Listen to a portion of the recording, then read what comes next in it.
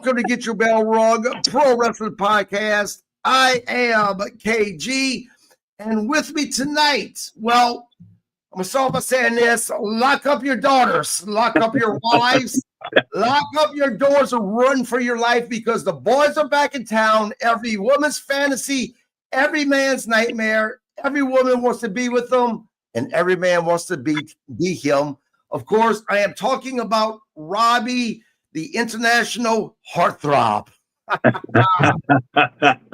are you doing, my friend? I am good. Hey, I'm impressed. You had it down. That's one of the part of the books that part of your book that I read that I genuinely laughed at it because yeah, that was absolutely great. Of course, Robbie is part of the podcast. He became a co-host actually after I interviewed him the first time. I had such a connection with him that he became part of the podcast. So, we did an interview, part one, discussed quite a bit, really kind of dug into the first part really of the book about how you got into pro wrestling. Really, although you're a fan of wrestling, you wanted to be a bodybuilder.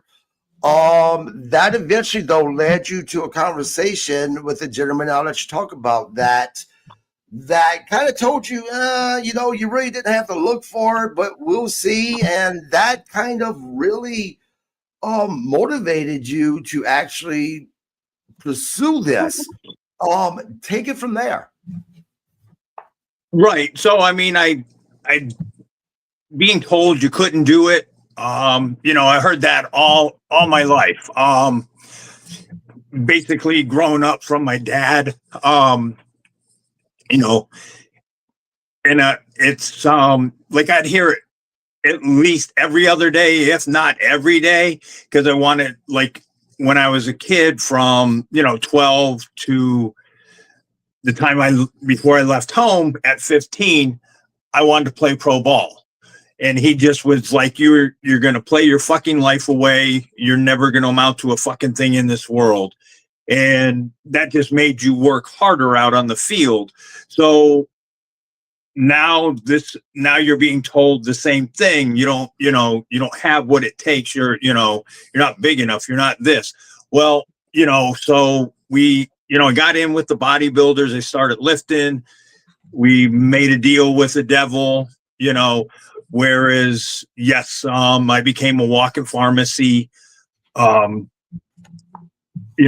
did what you had to do, where, a lot of people think, oh, you can take a shot, you can take a pill, I'm going to be an athlete, I'm going to be this, I'm going to lift lift this weight or whatever.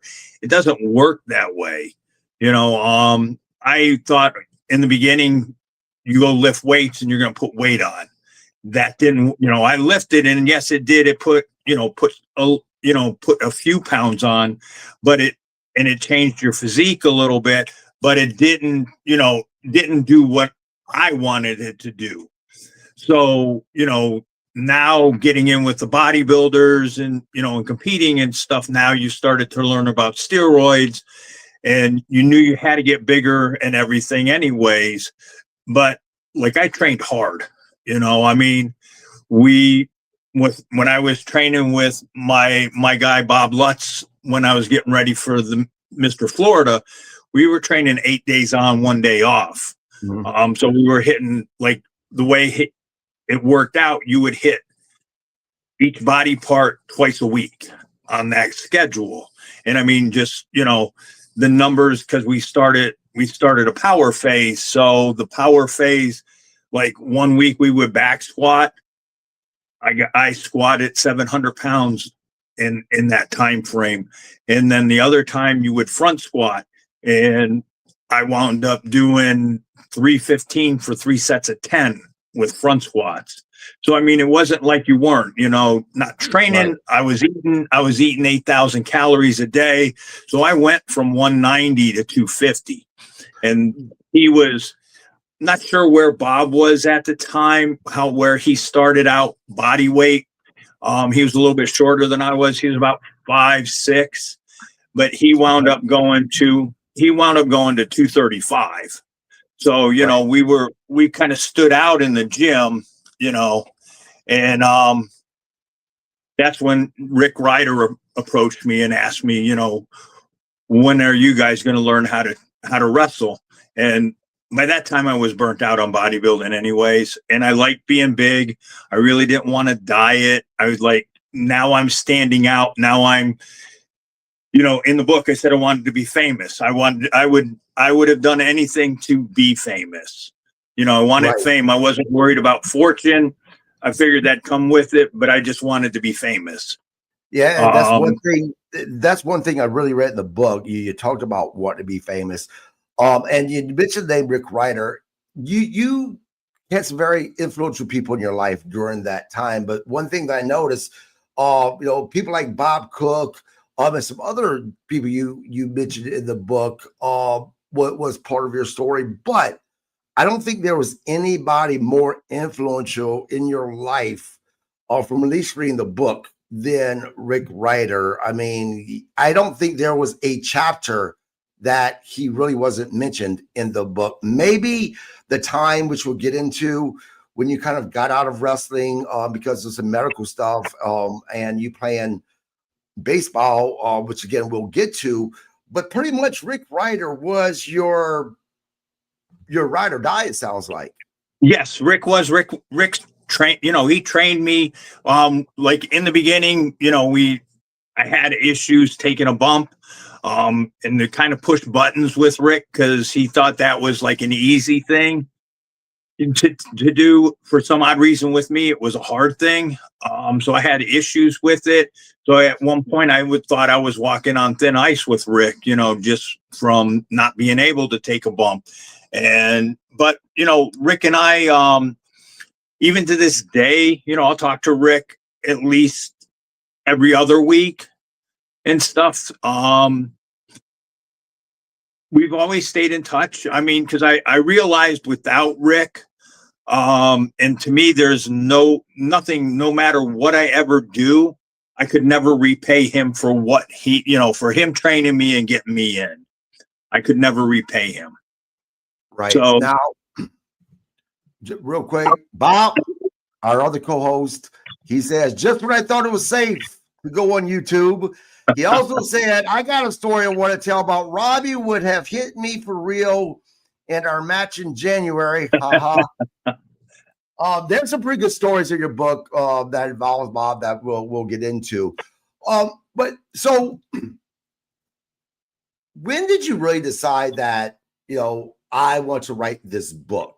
When was that moment or memory that told you this is the time to do so? You know, after I had gotten out of wrestling, I don't know how, you know, even while I was wrestling, I had said, you know, when my time is up, I would like to write a book. I guess when I got out, I didn't know how to go about it, who to talk to. So years later, I ran into a guy that wrote 30 books. And I had talked to him, and he was like, I don't have time. And so I kind of, you know, put it on the back burner. So then I wound up later, I became friends with a gentleman on Facebook who was a big time sports publisher, you know, sports author, wrote sports books, also wrote some other books, I think. I'm probably going to butcher his last name, and I apologize, Scott. A gentleman named Scott Molesky. And he said, hey, if you ever want to do an autobiography, I'd be real interested in writing about you. So I guess he knew who I was. I guess he was he's a wrestling fan also, knew who I was, and said I'd be interested.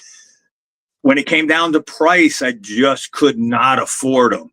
I mean, right. He was very understanding. You know, he said, Jess, I'm expensive. And I mean, I understood where he was coming from. He understood where I was coming from. So in that time, I had wound up going back to the gentleman that had wrote the 30 books and talked to him. And I said, hey, is there a way, that we can get together to do this? Mhm. And he said, here's the deal. You write it, you're going to send it to me. I will not write it. I will not have any part of it, of writing it. He goes, you're going to write it down. You're going to send it. I will correct it. I will, format it for you, but I will not write it for you. And I said, not a problem. And he said, okay, if that's, we'll have a deal, and I want 10 chapters from you. So I want to say it was probably beginning of the year, and I started writing it. And I mean, yeah, there's a few things I probably have left out that I forgot, and you'd remember, you kind of remembered the easy, and a little bit of like how, and we can get into it afterwards, like the bloodbath match I did with Rick, how I trained for that was, I wish I'd have put a few things in there just so people would have saw how hard I trained for that match. Right. And I had forgot about, and then after we were done and it's all published and everything, now, you get them, but writing it, the early stuff was pretty easy to remember. It was when I came back in 99, a lot of that's, some of it was very memorable.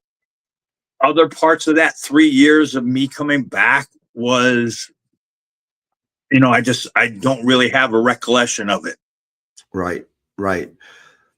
By the way, guys, the book is Looking Up at the Lights, and I tell you, it's only 100+ pages, or 96 pages actually. Very easy to read.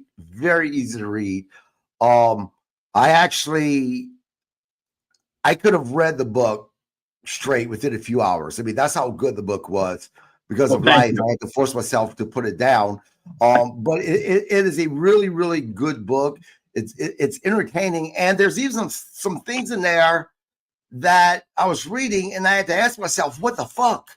What are those things?" And we're going to jump. This is jumping ahead a little bit. We may jump around a little bit. But what are those things? Because you brought it out, the blood match, which you told the story of seeing a poster of Wildfire Tommy Rich just drenched in blood. And you asked him, man, how did you get so much color? And he said, taking 10 aspirin every day. Now at 10, I'm like, are you nuts? But right. No. But he only did that for a week, though. He did it for a week.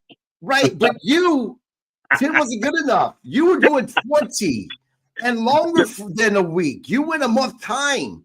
Yes, I did 20 every day. Yes. Man, that's a little crazy. Yes. Well, I did 20 to 25 a day for a month. Unfortunately, my thinking is more is better, which, it's funny because when Rick found out about that, Rick was pissed at me. He didn't know I had did that till about after the match. And he was pissed. He was like, you could have bled out. Right. I'm looking at him going, really? I mean, I honestly did not know that. But obviously it didn't kind of deter me, because Rick and I had some more matches where I did the same thing. It didn't stop the end of your career at that. Right. Yes. Let's go back to the beginning, though. I don't want to jump too far ahead. So, you pretty much got put in the ring right away. That's just how it happened. And you struggle. You're making $10 a match. Now, look, even in the early 80s, I know people think that $10 might have been a lot back then, but even then, that wasn't shit, right? Right. Especially covering your gas, your food, traveling. And you did that for a while, and finally you made it to Florida Championship Wrestling, where things really started to take off for you. Talk a little bit about that. Talk a little bit about the struggle, and then finally making it to Florida Championship Wrestling. Yeah, so the Indies, I mean, what it was Rick told me, I'll get you a tryout at Florida Championship Wrestling when I feel you're ready. So I, of course, the first couple months in, working and in the indies, you gained experience. I was very fortunate with a lot of people that I got to work with. One of the guys I got to work was one of my opponents. Was a big help also was Jack Corbin, and then later him and I became tag team partners. But he also helped me a lot. He was, a big help. So, you did that, and I want to say about 3 months in, we were heading to the Sportatorium.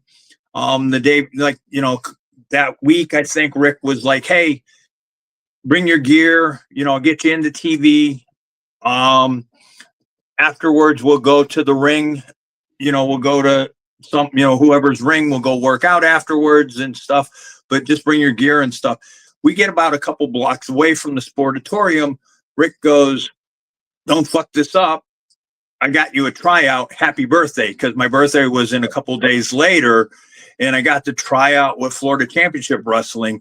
And you want to talk about nerves, I was nervous as hell. I was fortunate that, my first match, Rick was my tag team partner, and I was, we worked, Ricky Santana and Dave Sierra. They were the Cuban Assassins or whatever. Cuban Assassin. Yes, and let's make sure to say the Cuban Assassin, because I got to interview the Cuban Assassin in Vegas, and my dumb ass accidentally called him the Canadian Assassin, and he gave me shit for that. So yes, the Cuban Assassin, Dave. You got it right. So they were very good to work with. I mean, they took care of me. They were good to work with. So, once before this, waiting for it, that match, and them tell you go out there and stuff. I mean, I was nervous as hell. But once you got through the first move, you didn't realize, all of a sudden everything, it's just, you don't realize people are outside the ring or anything. Your focus is just in the ring. And, it went well. So, they brought me back to do TV again. So I kept, and I guess I did what I was supposed to do. I guess I impressed, I guess it was Mike Graham and Kevin Sullivan. And I think Steve Kern might've been on the board or one of the bookers. And I'm not sure who. There was probably another guy that was a booker. So they kept me. And then, as it went, and what was funny was, I don't know, maybe a month into doing TV, I was backstage talking to Sir Oliver Humperdinck, and I was talking to him, and I asked him, I said, "Hey, how do you, get where they'll use you some more, or you get more bookings or whatever?" And Hump told me, if if there's, you got a chance, show up at the arenas and always have your stuff with you, because I'll guarantee you somebody's not going to show up. Right. So it was funny. I was waiting tables and wrestling, and it was a Saturday night, and that was like probably your best money making night in the, in the restaurant business. But I went in early, and I'm sitting there, and I'm like, they're in Robarts. And so I'm like, what do I, I'm like, kind of, I'm torn. Right. And so what was funny is, it was a family owned business, and I was using the phone to call home, and I'm talking to my girlfriend at the time, Kelly. And I'm like, "Kelly, what do you think?" I'm like 90% I'm leaving to go to Robarts. I go, "I got my stuff in the car. I'm 90% I'm going to Robarts. I think I know a couple people I could probably get a job with." I call them on Monday. And she was like, "Do what you got to do." And I left, I left, and I headed to Robarts, and it, like Hump said, somebody's not going to show up, and they didn't show up. I don't remember who it was, but they looked at me and go, "Idol, you got your gear?" I go, "Yes," in the car. And they go get it. And I wound up working in Robarts, and all of a sudden now I started getting booked more, and which was great, because before the pay-per-views, so you're talking, I got to be in the Great American Bashes. So I was in the very, like part of the very first Great American Bashes. So, even though I was an opener, but hey, who can, how many people can say that? Right. So, I mean, granted, might not have been the big pay-per-views, but I can say I was on those before, I was part of that. Right. So that was cool. I got, that's, a big part of like your career, that a highlight, a big highlight that you got to do, the Great American Bashes and stuff. And they, so I was getting, they were using me in house shows and using me on TV and stuff like that. Right. So, now you mentioned Kelly, but you talked about her in the book a little bit. Kelly also had a kid, little boy, about 2 years old at the time. Now I want to go back though to, you're not making really a whole lot of money. Even when you made it to Florida Championship Wrestling, it's not like you're making, $1 million. right. But making, $10, man, how much of a stress was that on the relationship? Being the woman that has a kid, and was that a weight that you carried on your shoulders that you felt like may have interfered a little bit as far as you being able to focus on your wrestling career at that point? Not really, because I was fortunate enough that I had friends in the construction business. So, I could work with them. So, I mean, I was, making money to pay bills and stuff like that. So that wasn't the money part wasn't, an issue between us. There were just a lot of factors between, unfortunately, let's put it on my shoulders. It was me, not her. It was more me. Now that you started seeing a little bit of success and stuff like that, it just, it comes with the territory. So, we had our issues, and it was me. It wasn't her. She was, what's funny is her and I are very good friends to this day. We hang out. She's friends with my wife. They get along. They think highly of each other and stuff. We'll go to concerts together and stuff like that. So we're very good friends. We just weren't a good couple at that time, so that it wasn't anything to do with money though. Right. Now you make the Florida Championship Wrestling.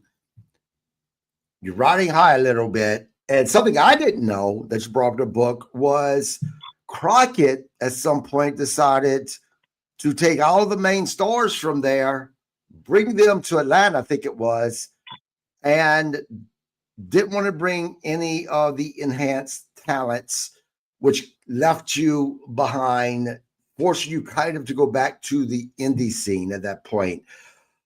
Did you feel like you just got knocked over by a brick at that point? You have a taste of success, and now it's almost like you're having to go back to the beginning with the indie scenes. Talk about that period.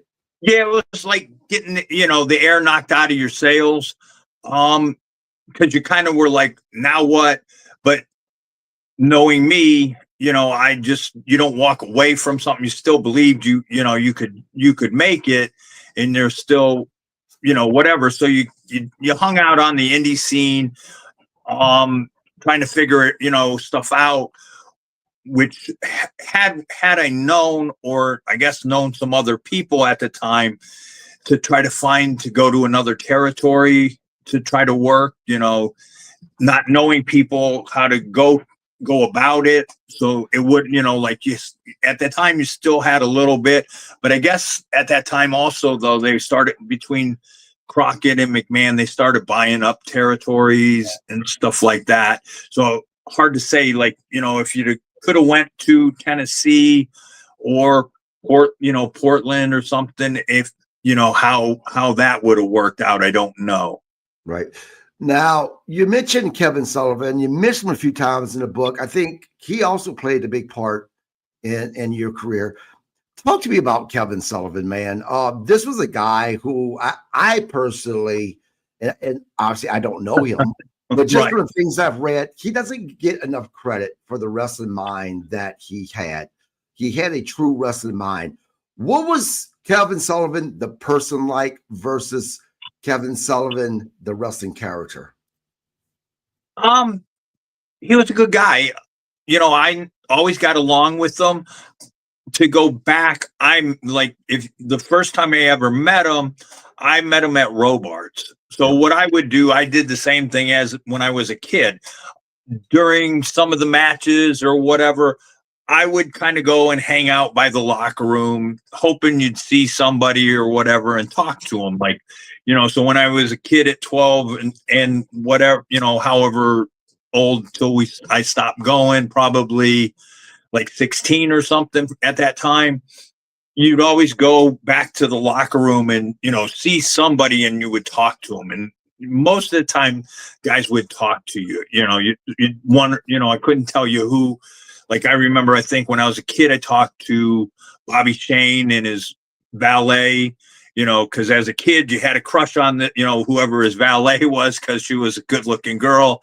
So you would always go. So I went back and Kevin happened to be out and I knew he was a bodybuilder, I knew he was a power lifter. And I started talking to him and stuff. And I asked him, I said, because I was training and I was competing in bodybuilding and stuff, and asked him about, is it possible to get together with you to work out? I know the gym you're working out, because I knew the owner of that gym and everything.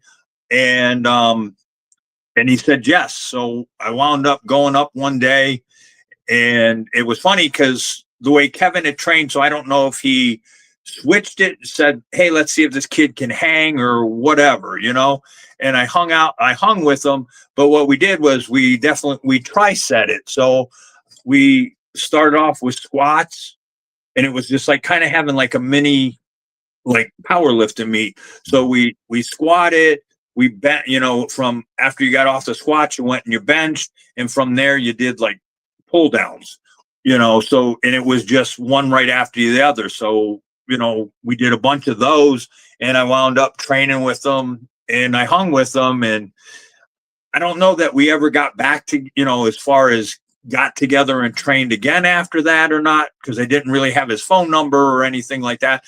But I also, I didn't want to talk to him and say, hey, how would I go about getting into wrestling? Because I didn't want him to think, okay, that's why you're, this is why you asked me. So I just was happy and that we were training together, and I left it at that. So I didn't ask him about that. But as a person, he was, a decent guy. Never ever had an issue with him. We would, you'd talk to him at times, all through my whole career. We would talk and just, he was always good to me. So I have, never had an issue with Kevin. Like, I know some of the guys didn't like working with him because they'd say, oh, he was stiff.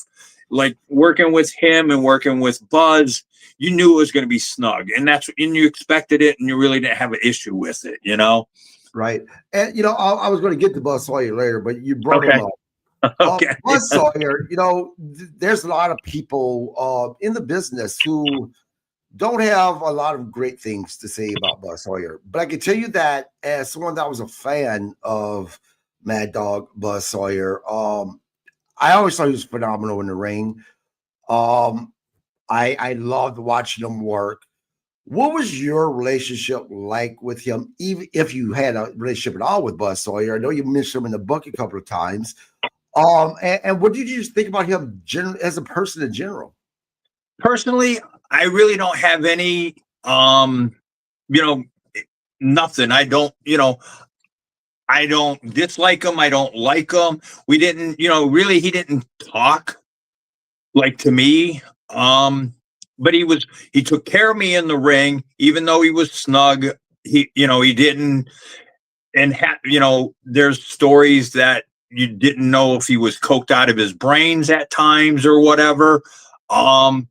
But even if he was, I worked with him about 3 times. And like I said, he was snug, but I never got hurt with them. It was funny because it was later in the chapters in a WCW when Kevin had asked me, he said, hey, Robbie, I know you can pull this off. Will you do this? When he was pushing Sullivan's Slaughterhouse with him, Buzz, and Mick. And he said, here's what we're going to do at the end. he's going to splash you twice, and you're going to get your hand raised, and then he's going to go nuts. He's going to jump on you. He's going to hold you. He's like he's biting your ear. I'm going to send a bunch of guys in to pick you up. Like he can't, he's not getting off of you. They're going to drop you. They're going to pick him back up. And, and he was looking at all the guys. Kevin looked at the guys and goes, okay, guys, when I come in, you better, just move, because I'll bring a chain in. I'm swinging it.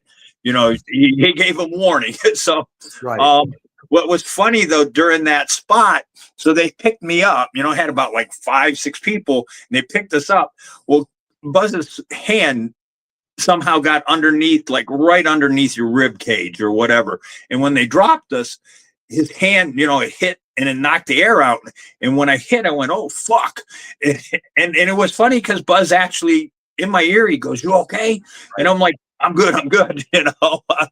But, where everybody, so, Buzz at least was, maybe kind of concerned about me, looking out for me or whatever. It was, like I said, I worked with him about 3 times and never had a problem with him. He was, you knew he was snug, but you knew that was the style. Right. Now going back, going back to writing the book, how did writing the book change the way you view on your own career and your younger self, or did it make you, change the way you look at it at all? I never thought of that, to be truthful with you. Where, you look at your career, I guess it makes you, I don't mean this, don't like in the wrong way, where, I guess a lot of people will go, think of you, some people are like, wow, you made it, you wrestled, this, that, no, how many people can say they've actually gotten there? So where I wanted to be that big star, I can honestly say, when I had, we're probably going to jump here a little bit. When I did have some fame and like a little bit of fame, fortune, whatever, the fame, where you were kind of the big shot in a little pond here in Venice and stuff like that, it wasn't me. Like if you hung out with me or whatever, I became kind of that asshole person. You had arrogancy about you and stuff because you thought, well, I'm here, I'm somebody special. Right. So you kind of turned into a person that you really weren't, but you kind of did. You kind of got that big head for a little bit and everything. And then you came back down to life, or to reality. So, but you look back and, you go, wasn't the big star, but for what I did, for my job, and where people can say, oh, you just lost, you never won, you didn't do this. I was a big part of it, where I was used week in and week out. I got to do house shows and stuff. Yeah, it might not have hit the big status that I wanted of the Ric Flair and stuff like that, but I was a big part of that. I did my job, and that's basically what it was, is a job. And it was a fun job. Right. So, where, I made money probably in 10 minutes, what my buddies were working 40 hours for. So I was making that in 10 minutes. And you look back and I go, I'm happy with what I did. I'm happy I got there. I got to be the star on the indies. I was that big star on the independent scene. On the independent scene, I got to do all the matches that I wanted to do. So I look at my career and I go, I'm very fortunate for everything that I had. You look at it as like the kid that was told he couldn't do it, even though you didn't hit the big stardom, you made it, you were there. Right. Now, Florida Championship Wrestling kind of lost all of its people. Jim Crockett took everyone. You went back to the indie scene. Was it before? And I'm sorry, my mind's going. My brain is blank. What was it? Did Florida Championship Wrestling start again before WCW? No, it was after WCW that Florida Championship Wrestling began again. Correct? It could have been. I mean, maybe that WCW was NWA still when Crockett took everybody, and then switched over to WCW. But yeah, so Florida's Championship Wrestling started again with Mike Graham and Steve Kern, and they started it up again. And they called all of us and said, "Hey, we're going to start. We want we want you to come work for us. And, we're going to make everybody a star. And this is what we're going to, here we had a big meeting on a Saturday, and, we just waited for the call to get when their first show was going to be and everything. So it was like, okay, cool. Here we go. This is coming back. So. Right. But you were doing both at one point, both WCW and Florida Championship Wrestling, correct? No, you wasn't. I thought you were going back and forth. No, I'm sorry. You were going back and forth between Malenko's Wrestling and WCW, right? Yeah, well, no, I was doing the Indies in Florida Championship Wrestling. So you had Florida Championship Wrestling, and nights you weren't working, if you had a possibility to work in the indie scene, you would go. It was funny how that worked in there. At one point, I got a lecture from Gordon Soley because somebody had went to him and said, "Hey, he's working on the indie scene." And Gordon pulled me aside and said, "You shouldn't be doing that." And afterwards, I looked at Rick and I looked at Bob and I asked them, I said, "Did Gordon pull you aside and say anything to you guys?" And they went, "No." And so I didn't know why I kind of got singled out. Right. So I wasn't sure, who was saying. I was like, I was kind of confused why Rick and Bob didn't get a lecture like I got. And I thought, well, all I'm doing is I'm trying to improve myself by, because we're not working 5 nights a week or anything. We were lucky if we were working maybe 2 nights a week for Florida Championship Wrestling. So, and you do like maybe TV one night and then a house show the other night. Right. Now, talk to me about you going to WCW. Okay. So what had happened is before Florida Championship Wrestling, I'm not sure when they folded, but after a while, what had happened is it was like, okay, here we were told in the big meeting, and again, I don't want to sound ungrateful or anything like that. They were like, we're going to make everybody a star. We're going to do this and we're going to do that. And you kind of felt, well, I'm just kind of being used as I was when I was in Florida Championship Wrestling, wasn't pushed. I'm the guy that's still making everybody look good. And I thought, well, if that's where this is leading to, why not go to WCW? At least, I'll be on national TV and, have more exposure. And, maybe at one point they'll say, hey, let's move them up the card here, So I had gotten I got Kevin's number, and I called Kevin and talked to him and said, hey, what would it take for, Rick and I to come up to WCW? And he said, tell you what, why don't you guys, come up? I can't remember. I talked to him early in the week. So he either said, come up Thursday and do TV, or, the following Thursday. So Rick and I left, early, Thursday morning, drove to Atlanta, did TV, drove back home after it was all said and done. And they liked us. So we were we started doing TV once a week with them. And then they started using us on house shows and stuff like that. And it took off from there. But, we did, not sure how long we did the, once a week, do the TV thing up in Atlanta, the drive and stuff like that. Right. Now in chapter 3, you talk about you were approached by the great, legendary, in my opinion, legendary Hiro Masuda. Pronouncing it right? Yeah. And he had talked to you about going to New Japan. And well, I'll read it. He said that he was waiting for Kendall Wyndham, I'm sorry, to answer. For those of you who may live under the rock, you other wrestling fans, Kendall Wyndham is the younger brother of the great Barry Windham.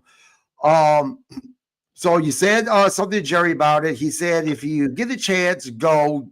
Jerry gave you 2 8-hour tapes from Japan to watch and to watch how they work, because New Japan very, very different from here in the States. Everything from the wrestling fans, which I think we talked a little bit about it on the first podcast you and I did, but everything from the wrestling fans to that style of wrestling, they are very, very a hard style. They have a name for it, actually, and it escapes my mind right now, but it was very different there. Talk to me about watching those tapes, seeing that style, what was going through your head, and while watching those tapes, was this something that you said to yourself, you need to do this? Or did watch those tapes make you even more hesitant to go to an entire different country to wrestle? No, I mean, I wanted the chance to go to Japan to wrestle. I actually, when I was, fortunate because of being an athlete, having that athletic background.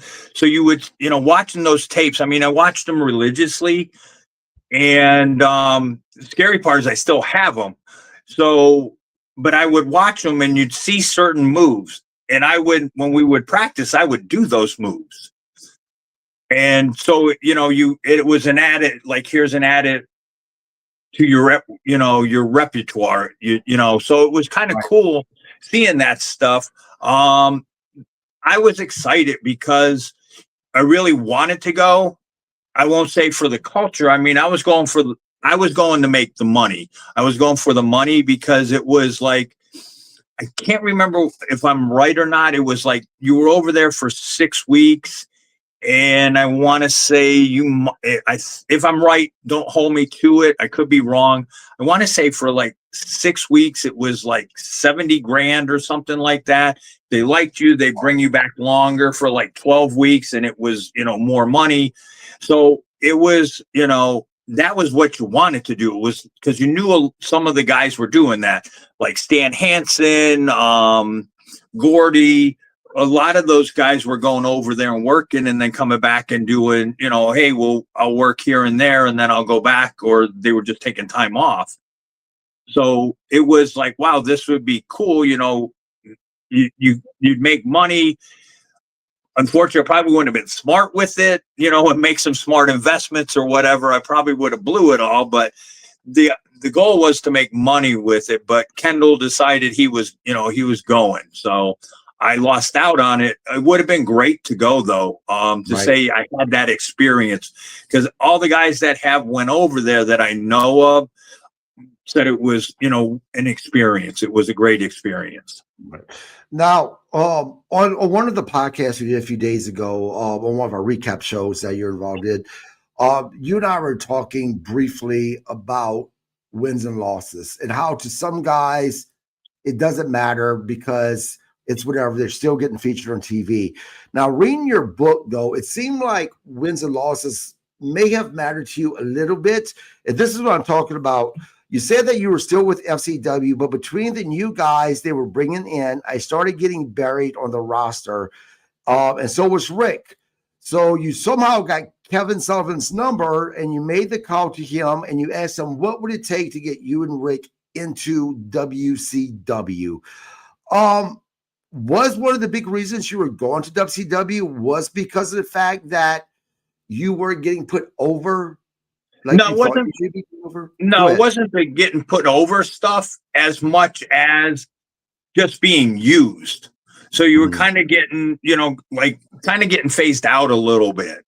So it was like I said, it was, do I stay here and I'm regional, or do I try to go to WCW?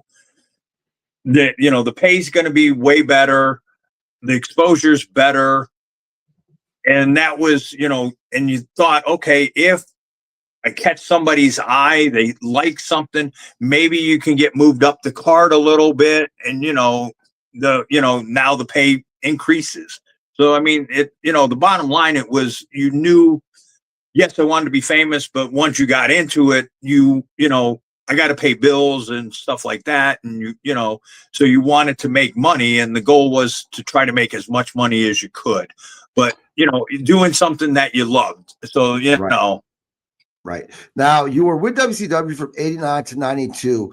The second, so you started TV with WCW. The second time you worked was with Michael P.S. Hayes and Jimmy Garvin. Man, talk to me. I have to know about Michael P.S. Hayes and Jimmy Garvin, because those guys have a reputation, but everyone that I've ever talked to said that they were, some of the top guys you could work with in the ring, psychology-wise. Talk to me about that, and did you share the same opinion about them? Well, here's what's funny. I was not a big Jimmy Garvin fan. Mm-hmm. He was okay. I was a big Michael Hayes fan, believe it or not, because I liked the Freebirds when they were introduced and stuff like that, and watching them before I got in. So was a fan of them, and both of them were easy to work with, real good to work, easy to work with. Hayes, and maybe both of them, had a little bit of an arrogant side to them, but they were okay guys. I mean, no issues. They were good to work with. They were very easy, very professional and stuff. Never, I worked with Michael a couple times, and he was easy, Right. Now, so, go ahead. Oh, like, me being an enhancement, right, as maybe as opposed to saying being a bigger star, where you hear some of that stuff where guys, the issues is the same, like, I won't go into the name, but same like Kevin, one of the big names, had to work with them, and he was like, oh God, I got to work with Stiffy. And I'm thinking, man, they're snug, but no big deal. You just, there were different styles and stuff, and you just knew, okay, different, night in and night out, you just had different styles, and like certain nights were nights off, and you go, certain nights were, a little tougher to work with. Right. And this whole thing about you being stiff, and we're going to talk about this in a second, actually came from your one and only match in WWF right. with Rick Rung, right? And we'll get to that in a second. But, I wanted to cover going back to you taking 20 aspirin and this bloodbath of a match that you had with Rick Ryder. What I found interesting is that you talked about the build up to the match, but then you went kind of personal, said that what Rick failed to realize was that you were in a deep place at the time in your life. I was coming out of a very toxic relationship. I was drinking very heavily, and I was at rock bottom. Talk to me about all of that. What was going on in your life that got you to the point that you felt like you were at rock bottom? Just watching another failed relationship. Part of it was from being in the wrestling business. Just, different personalities, having issues with that. So, that was that part, just the relationship, because you kind of went through quite a bit of them, watching people come and go, and you kind of just think, wow, like my personal life, I'm failing at, so that just didn't, you kind of felt, wow, I'm not good at this stuff, but so the relationship part just took you, you were like, you failed, you drank heavy. So what happened is, when that relationship had ended, Rick had a good friend. There were 3 guys, and they were looking for one more roommate. I knew his good friend. I had went to school with him, and we won't say we were in school, we weren't fond of each other, but we kind of, through Rick, we kind of, put bygones aside, and we were cordial, and we were, friendly to each other. So I wound up moving in with them. So two of them, so Rick's friend and the other one, I didn't know him. He actually had a scholarship to LSU for swimming, and he used to, I'm not sure what the year was. So you're talking in the 80s, at LSU, the guy that was his teammate went to the Olympics. He used to beat the guy in practice. So he said, I smoked him, but his problem when he was in college, he'd rather a party than worried about, practicing, worry about swimming or anything. So he blew his chances to go to the Olympics because he, partied. So those two guys were like heavy duty partiers. The other roommate, he was the assistant manager at ABC Liquor. He was a heavy duty drinker, and, I could hold my own. So on nights that I didn't wrestle and I was home, we would go out. We'd go to every sink or swim. And the bad part was between me and Pete, who was the ABC assistant manager, because he was in being in the bar business and stuff. So, all the bartenders and all the clubs, they knew who he was. They knew who I was from being on TV and everything. So those guys, they got heavy handed with us. And, it was funny because I didn't put it in the book, but we had talked about it in the first podcast, where the four of us, because usually we were always together when we went out, and we were hitting like every sink or swim there was. The girls in the bar started nicknaming us the Horsemen, the Four Horsemen and everything. So we were kind of like the big shots of, the clubs and stuff. And, so you'd have people buying you drinks, or like the sink or swim stuff, the bartenders heavy handed pouring for you and stuff. There were many a nights you walked out of the club just, totally obliviated, and what was funny was, on the road when I worked for any of the, indie circuits or WCW, and you were out, I was like the golden boy. I didn't go drinking. I didn't chase women. I didn't do any of that stuff on the road. I did my job. I wrestled. You hung out at the hotel. You went to the gym. You worked out at the gym and everything. And I was, the poster boy on the road. At home is when it was, all hell break loose. Right. Now, I laughed when you mentioned that you can hold your own. You talked about in the book, there was something going on, but you drank that night 17 tequila sunrises. A little bit more than just being able to hold your own. I mean, no, you're off on that one, KG. It wasn't 17. So what had happened is we were wrestling. There was another indie circuit called Suncoast Pro Wrestling. Right. And which was Malenko's. That was a Malenko's deal, right? Yeah. The Suncoast. Yeah, he had a lot of his guys wrestled for that. Right. And so the night that everything had happened was we wrestled in Newtown, and Rick and I had already had the match already planned out. We were, here's what we're going to do. We're going to fight outside the ring. We're going to brawl. We're going to bleed. I'm going to find a table. I'm going to pile drive you through it. We just had the whole thing planned out. Get to the arena. Well, and thank God Malenko wasn't there, because that probably would not have ended well. But Henry who actually was the money half, and he ran it. So in the back, before everything, Henry goes, no going out of the ring, no bleeding, no going into the crowd, this, that, everything that we had planned, it was a no-go. Rick's looking at me going, what are we going to do? And, here I am, I'm thinking, and I looked at Rick and I went, fuck him. We're going to do the match. We're going to do this. And Rick's like, are you sure? And I'm like, yeah, we'll do this, and we did it. And when we got in the back, which he had every right to do it, his promotion, Henry was reading us the riot act and everything. And him and I got into it, and I just basically told him, fuck you, I quit.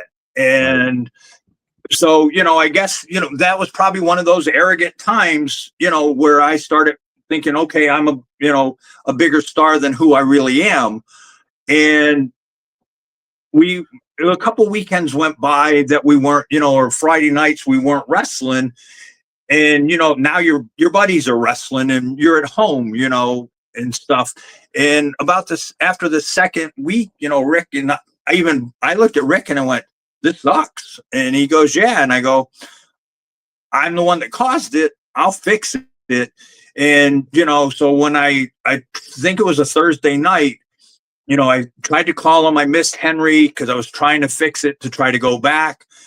And I I missed him in a window. So of course it was a Thursday night and it was sink or swim.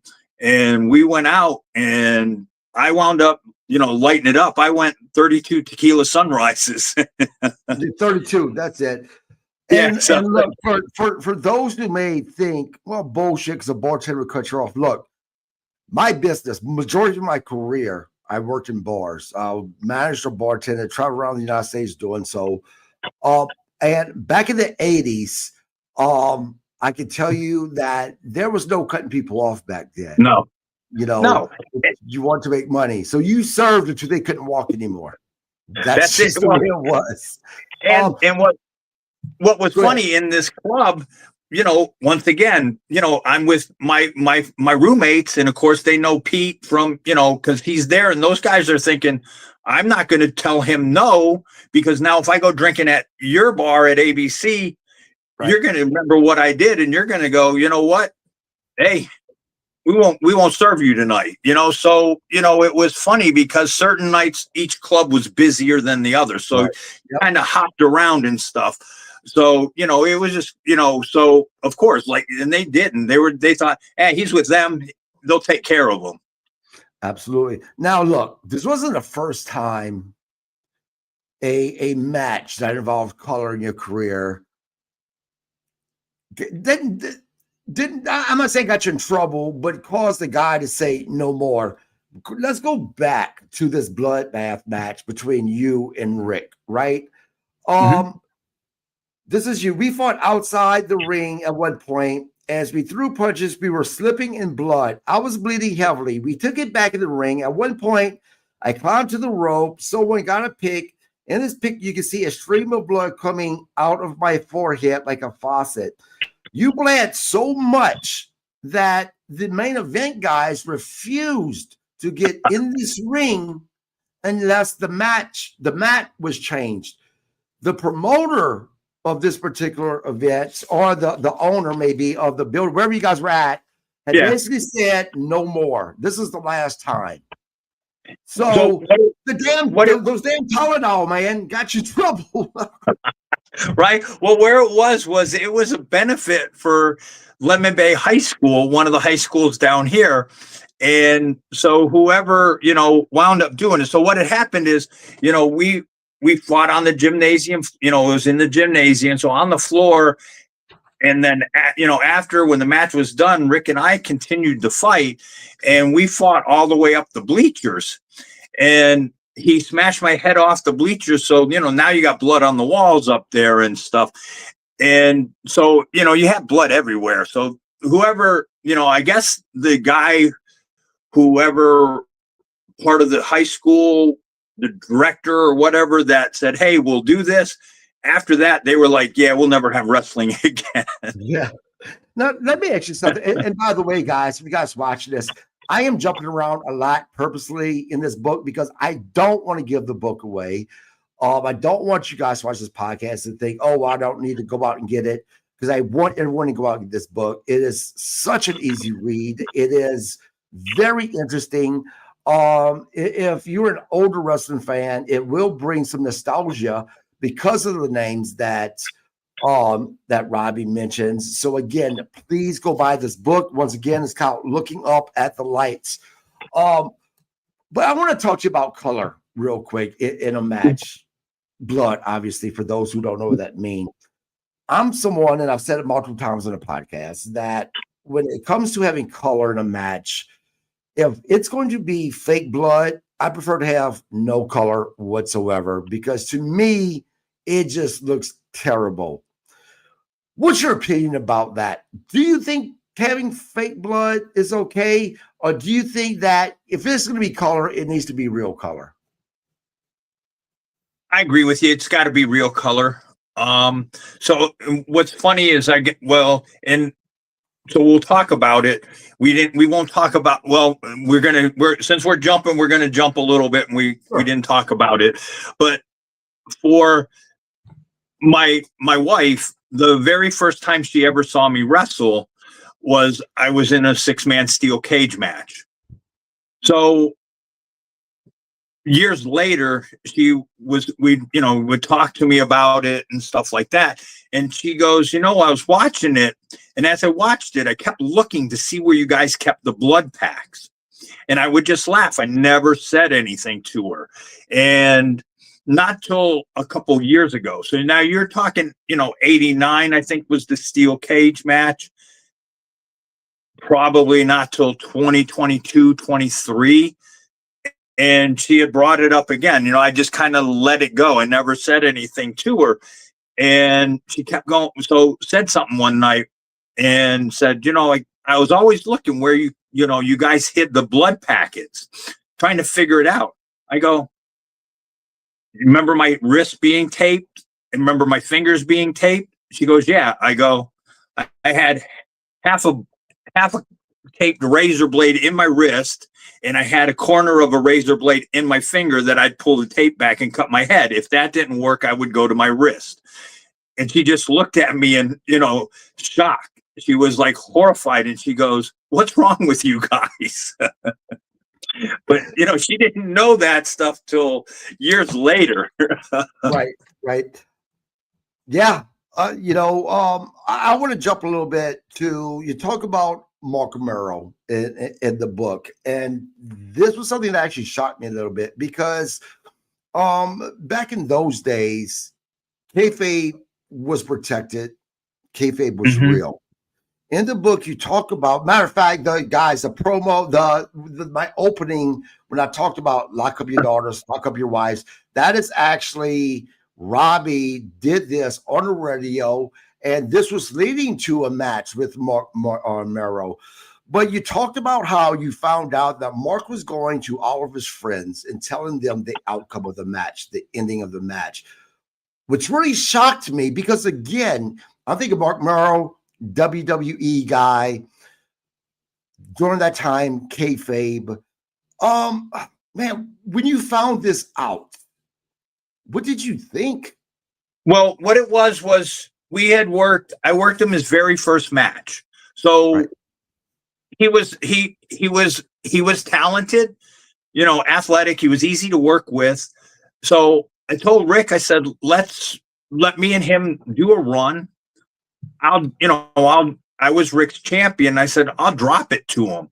So, I had talked to Mark, and I said, hey, let's do this. Here's what I'm going to do. We'll drop I'll drop it to you and stuff. So it was like, I'm not sure how many weeks before we were doing that match. And like his friends, he was telling them, I'm going to win the championship. I'm winning.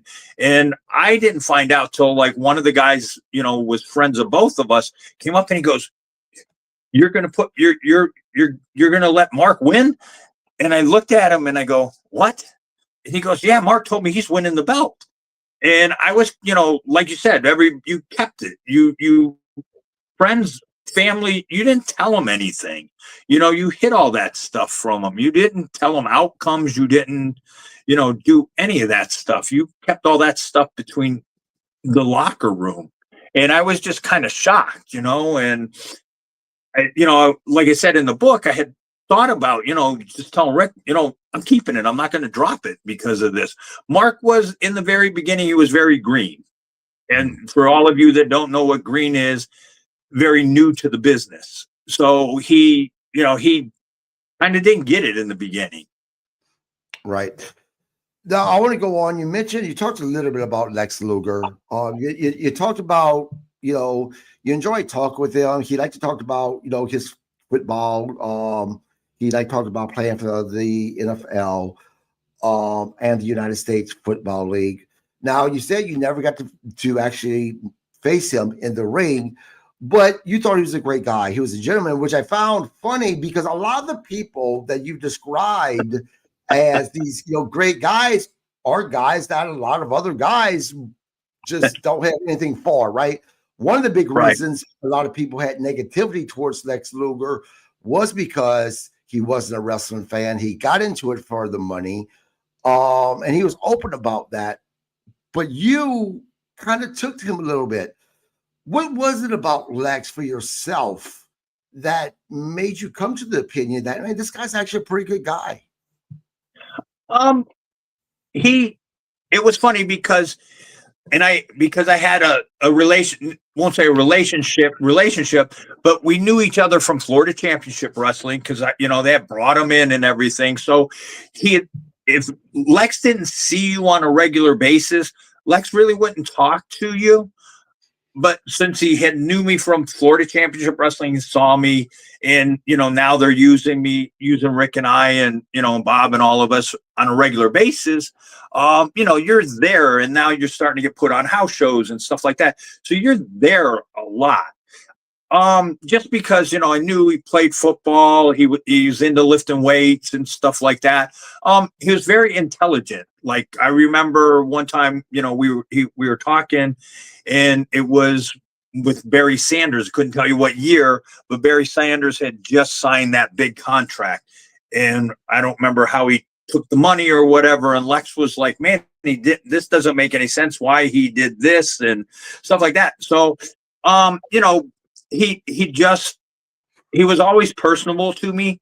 So I had, I liked him. I mean, he would talk to you. So you could talk to him about other things and stuff like that. So, I'd talk to him about his, career in the NFL and the USFL and stuff like that. I guess when he was in Florida Championship Wrestling, he rode with Jay Goodley a few times. And I guess, because Jay used to own a music store. I don't know if Jay said that Lex's parents owned a music store or whatever, but like they had that music part in common, and he was very intelligent about, music and stuff like that.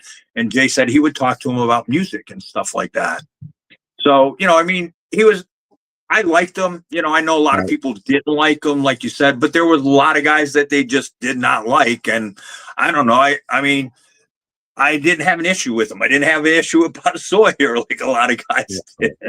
Now, I know one guy, and you didn't have an issue with him, but I know that you didn't think highly of him after facing him. Right. And this guy I'm talking about is Scott Hall. Talk about that.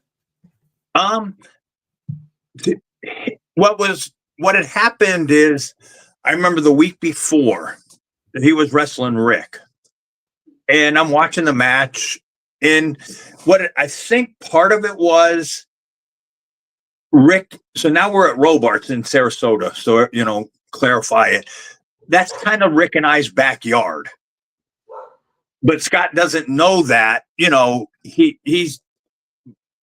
but when Scott started in Florida Championship Wrestling, a lot of people didn't know who he was. I knew who he was from watching wrestling. And I mean, I saw him in AWA and stuff. And I'm like, wow, this guy's really good for his, his size and stuff like that. And for whatever reasons, early on from, the Scott Hall days in Florida Championship Wrestling, early on in WCW and stuff, and he just was never over. Right. Why, I don't know, but he just wasn't over. So during the match with Rick, he hit Rick with a clothesline. Rick did a 360, and he threw him off the ropes again and hit Rick again with that clothesline, and Rick did another 360. So after the match, Rick was in the back, and I looked at Rick and I go, "Man, that was pretty cool. How'd you do that? Those 360s?" I go, "We've never practiced that. How'd you do that?" Rick looked at me and goes, that fucker hit me so hard and knocked me out. He goes, the only thing I remember is somebody grabbing me by my ears and telling me again. And he goes, that fucker hit me so hard that he made me do that. So Rick wasn't happy with him. And I'm thinking, oh shit. So now the following Saturday, I'm against Scott. And same thing, you know, they're introducing us. I get introduced. My buddies are there. They're screaming. They're ranting and raving. And you can kind of see the look on Scott's face is like, you know, who the hell is this guy? You know, so he wasn't happy about it. And he's like, you know, slap me. And I'm like, you know, I'm just kind of standing there and I'm like, no, that's not a good thing, you know. And I'm just like kind of trying to blow him off because I had known early in my career, we did that one time, and the guy was a manager, and the manager was like, just slap me. And I slapped him, and you know, the dude screwed the spot up in the indies on that. And when we were back in the locker room, the manager goes, I'm so sorry for screwing it up. He goes, I've never been punched that hard, you know, so I didn't realize I had slapped him that hard. And I'm thinking, no. And Scott's like, slap me. And I'm like, oh shit. And I slapped him, and, you know, crowd popped for it and stuff. And he's acting like he's going to throw me out and stuff. And the match goes, and it actually was easy to work with. It was funny. I had him in the corner and I was throwing punches at him, and I went to pull him out of there, and he reversed me and he started throwing punches. I was selling his punches, and as he was throwing them, I'm thinking, man, what a great punch for a big guy. And then he grabs me and throws me into the corner, and he says, stagger out and take a clothesline. The last thing I remember was his arm at his side. My buddy said the same thing. Hit me so hard. I started to do a 360, but I guess being a little bit taller and never doing it, the back of my head hit the canvas and I was out. So, you know, to me, it was like done on purpose. It wasn't, you know, like, hey, I'm going to hit you here because, you know, I got hit with the Stan Hansen clothesline, and I'll guarantee Stan probably threw it a little bit harder than what Scott did, but at least he hit me in my chest where, you know, you took the brunt of it and it didn't bother you. So I think Scott, there were certain people that Scott just didn't care. And it was like, you know, I don't give a shit about you. So, you know, you're not important here. So, you know, it doesn't matter. Now, and that didn't Scott make a comment though after the match? Yes. Yeah. Well, no, not after the match, because in Robarts, the locker rooms are separate. You couldn't talk to anybody. Like where most of the locker rooms you could talk to your opponent, Robarts you couldn't, because you couldn't go out. Same thing, you know, keep the kayfabe. So people would, if you wanted to go over to the opposite locker room, people would see you. So you couldn't do that, you know, and you couldn't do, if you did it, you know, you were going to lose your job. So you didn't have any contact, no talking or anything with anybody in Robarts. You just knew the finish and that was it. So no, but what happened was maybe a month or two later, it was a Great American Bash down in Miami. Rick, Bob, and I were there. Bob was working against Scott Hall, and we weren't working that night, but we were there just in case anybody didn't show up or anything like that. And, you know, we'd go down. So we were standing by Bob as he was talking to Scott, and Scott looked at Bob and goes, what do you want to do? And he goes, I don't want to take a clothesline. And Scott looked and goes, oh, I only do it to these guys. You know, and, you know, the size difference, you wanted to punch him in his mouth, you know, you just wanted to go at him. But you were like, yeah, I know that if this happens, the outcome's not going to be good. You know, it's just not going to be good. So you know, go ahead. So after that, you know, me and Rick looked at him and made our comment, but, you know, it was like, so you kind of took it like, okay, there's an issue, but when we worked you, we did our job. We put you over. We did what we were supposed to do, and you still had an issue with it. So that was where our issue was with Scott. You also talk about in the book facing the Great Buddha in WCW. Now, it's only been a year or two maybe since I heard that the Great Muta didn't speak English whatsoever. And ever since I found that out, I always wonder, how can these people call matches if they don't speak English? And you said back in WCW during the weeknight shows, I worked with the Great Muta. I'm pretty sure Gary Hart was his manager. You're correct, he was his manager. I don't remember much about that match, but it went well because I didn't receive any criticism. The interesting thing about working with Muta was that he didn't speak English, so I don't recall how we coordinated your spots. That has to be something hard to do, though. Yeah, I mean, the bad part, I remember working him. I just, that's about all I could say about that match. I wish I had remembered more of it. I just, it was funny how that happened. That I can't tell you how we knew what went on. I just, we did it, and I mean, so it went well. And I mean, like I said, I didn't catch any flack from anybody in the back. Didn't catch flack from Gary Hart. It went well. I just don't remember, anything of it. I'd love to see it. It's there somewhere in a vault. A couple people that are like hardcore wrestling fans are looking for it for me. I'm like, if you ever find it, if you have to film it off your phone, do that and send it to me, because I'd love to see it. I'm like, it was just one of those matches, looking back now, saying, God, I wish I could have access to it, because right. Like you said, he was from Japan. He didn't speak English and stuff like that. So you just would like to see how it went. Right. Now, Gary Hart being his manager, I watched an interview with Gary Hart recently. Mark Calloway, The Undertaker, has a podcast now, and they were talking about Gary Hart, and he was a no-nonsense type of a guy. They were telling stories how back during the territory days, they go do their job, and if the promoter didn't want to pay him, Gary carried a knife with him, and it was a big knife, and he would literally threaten to hurt them unless they came up with his money. Right. But he was also credited with being a brilliant man in the business. Did you ever have opportunity to talk to Gary Hart? And if so, did you ever have enough time to form an opinion about him? No, I mean, I think the only dealing I had with Gary Hart was with the Great Muta.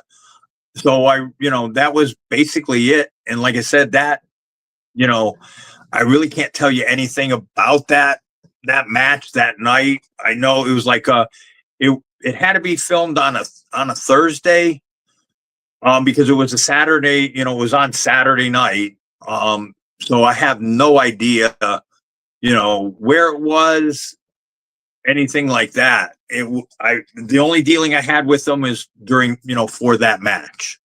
Like, right. Out of the managers, basically really the only manager really had any dealings with that, you would talk to him and stuff, and he was a great guy, was Sir Oliver Humperdinck. Just a great guy. And that's what I wanted. Yeah. I was going to get to here in a second. Another person that you had the opportunity to face was the legendary Abdullah the Butcher, who I've had opportunity to meet. He's such a great guy. He's a funny guy. But I tell you, even as a grown-ass man, I met him a few months ago. Even as a grown-ass man, and even though he was in a wheelchair, me walking up to him before I met him, I was a little nervous because he has a reputation, right? And right. I'm not a small guy by any means. You said that you had the opportunity to work with legendary Abdullah the Butcher and Norman the Lunatic. I worked with Norman several times at LCW, and he was very easy to work with. I remember watching Abby as a kid, so I wasn't sure how the match would turn out. However, it turned out to be enjoyable and surprisingly easy. Now, I have to ask you, though, when you found out that you were working with Abdullah the Butcher, now, I don't know if this is true or not, right? I've never had anyone ever confirm if these rumors are true or not. But he had a reputation, though, of if you wanted color in the match and you wasn't going to give it to him, he obliged you. Were you nervous about that at all? No, that part I wasn't, because they, they didn't tell us we had to get color or anything like that. So that part I wasn't nervous about. Just, he was one of those guys you watched as a kid, and just, even though you knew, he came from that era that, it looked, and part of it could have been real or whatever. He was that guy that you watched as a kid, and he was like a King Curtis, or one of those guys, and you saw them, you were fearful of them. Right. You just, because you didn't know what to expect. You just, what you had saw as a kid was like, Abby was that, he was just that lunatic guy. Right. So you're like, okay, what's going to happen in this match with this, so that you were a little bit, but once you got going and everything, it was easy. He was very easy to work with. Now, talk to you about a couple of other matches that you had. That I'm going to jump way to the back of the book because of time. Okay. You talked about you were on a card in Lakeland on a Saturday. And while you're in the locker room, Dusty Rhodes approached you and said, "Kid, we're going to see what you've got. I'm putting you with who, my opinion, is the most underrated, if not the most underrated and under-celebrated guy ever to put on a pair of boots, Brad Armstrong." Brad and Tim Horner, of course. Tim Horner's another guy that was just magnificent, that he does not give in the credit that he deserves. They put you in a tag team with Brad because Tim, I think he had missed his flight. And you guys went against the Sheep Herders, correct? Correct. Now you talked about the match. You said at one point they threw you out of the ring, and as you were getting up, Johnny hits you with a flag, causing you to go over the guardrail and into the front row. However, Johnny grabbed you by the feet and threw you back to the ring. The Sheep Herders gave you a lot of offense, and ultimately you took the fall. On your way back to the locker room, we passed by Dusty. He asked, "Brad, how did the kid do?" You said you never heard a reply. How did you feel? What was your feeling after the match? I went out, I gave it everything I had. So I even gave, you went extra hard. You were just trying to, say, here I am, like hoping to move up the card and stuff. A little disappointed afterwards, but again, you were working, a lot. You're making money. You're like, I don't have to have a real job. I'm not.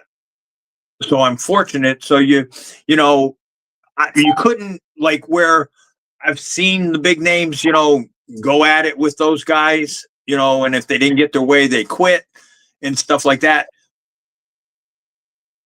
You couldn't even go in and try to say, "Hey, how come you didn't watch the match, Dusty," or anything like that, because you didn't want to be them saying, "Okay, there's the door, we're done with you." So, it was disappointing, but you went, I still have a job. I'm still making money. I don't have to have a real job. So, like I said, you were disappointed, and you just, you moved on, Right. Now, speaking of the Sheep Herders, Bob Cook, Luke, and Butch, two of the nicest guys ever. Now, and I don't mean this in any disrespect in any way. I just have a bad memory. Which one of the gentlemen have passed away? Do you remember? I'm not sure which one it is. Well, I know one of them has, and I'm not sure which one. Right.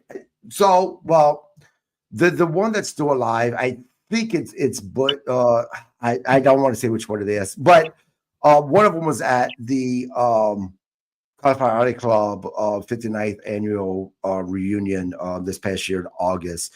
And one thing that really struck me about the gentleman,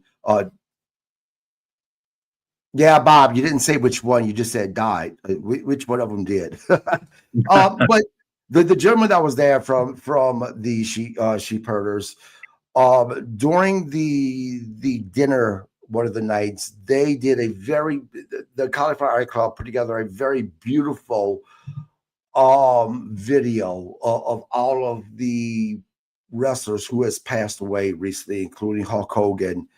And you talk about a guy who, the sheep herders, they look crazy. Before they became the sheep herders, they were a very violent tag team. They bled a lot before they got to WWE. A lot of their matches had color in it. But I sat and I was sitting at the table right next to him, and I watched him literally just cry for all the past legends that has passed away, especially Hulk Hogan.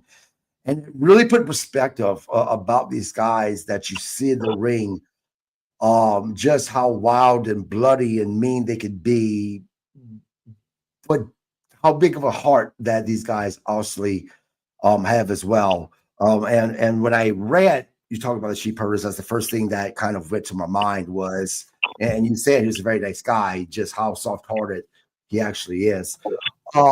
Now, I lied. I said I was going to go towards the end of the book, but there's something in the book that you wrote that it can't be skipped.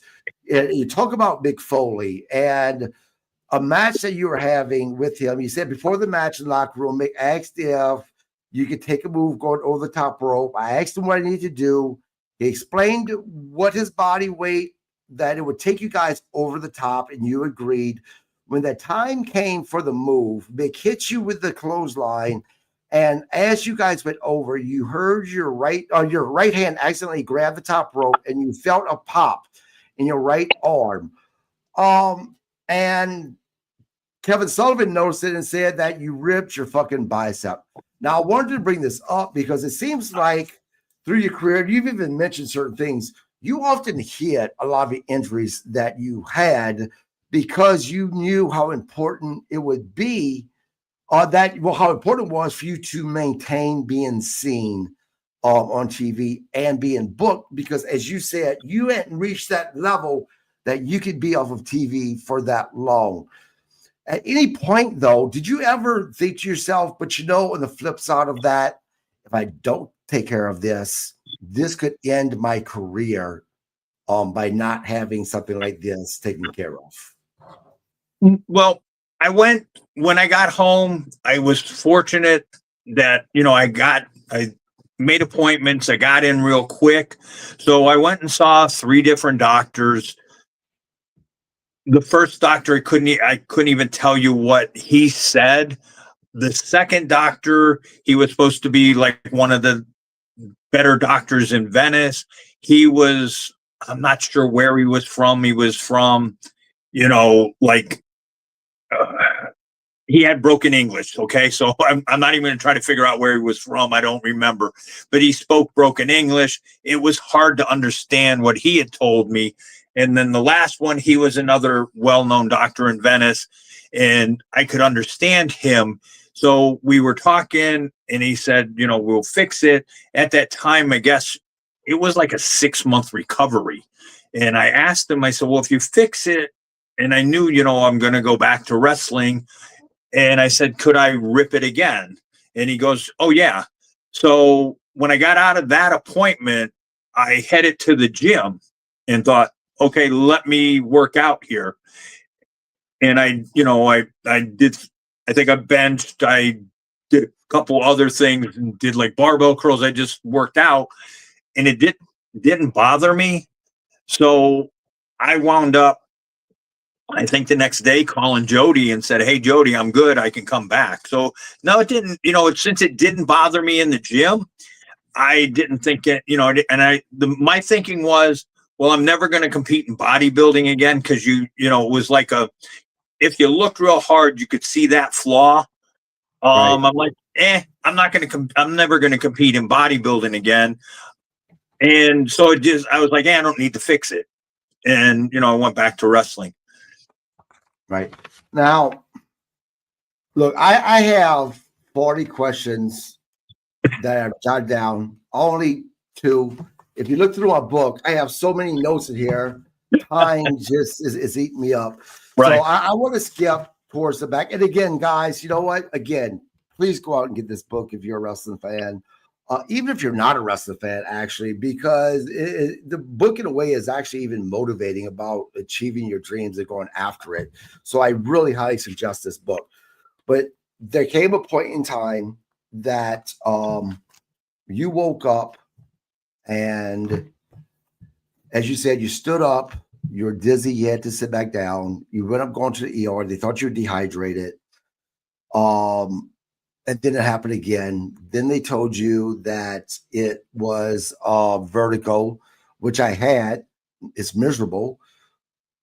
Then it happened again. You started losing feeling. You got diagnosed with MS because I think you had a cut or something in your skull or something like that. You described. Go ahead.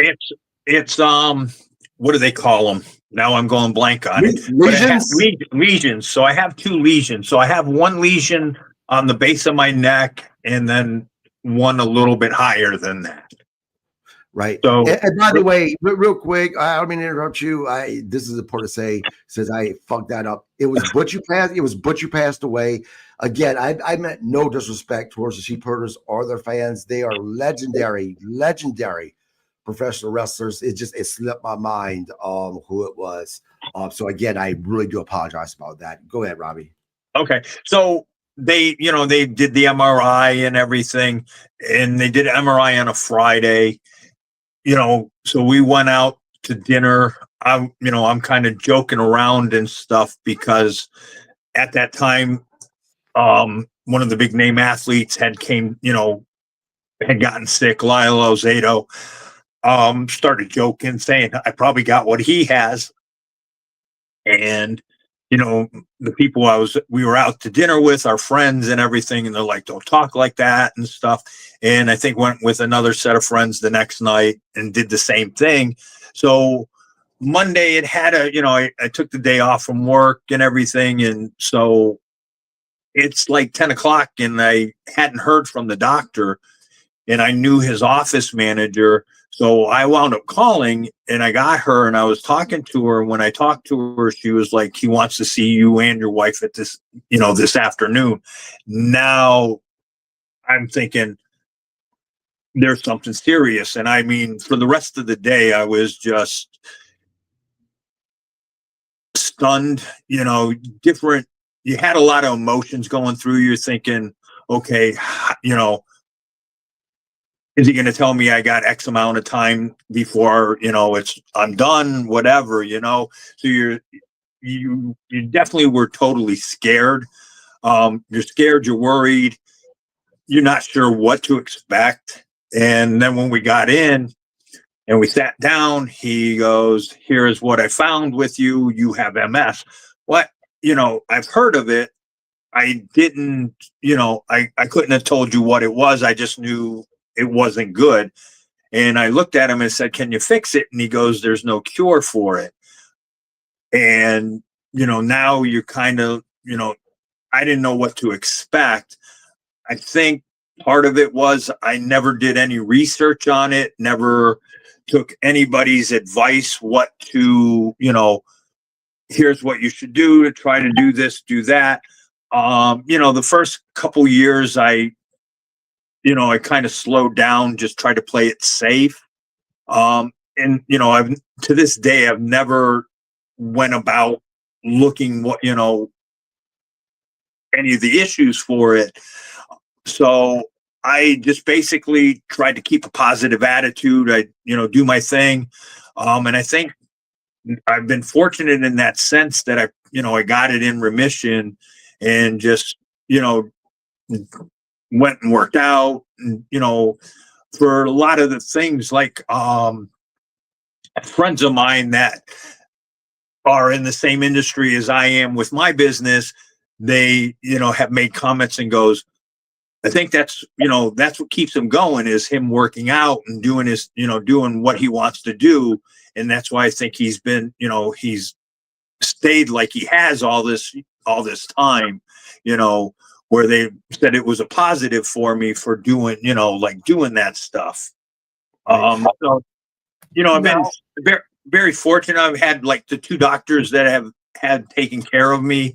You know, they're like very tops in their field. right.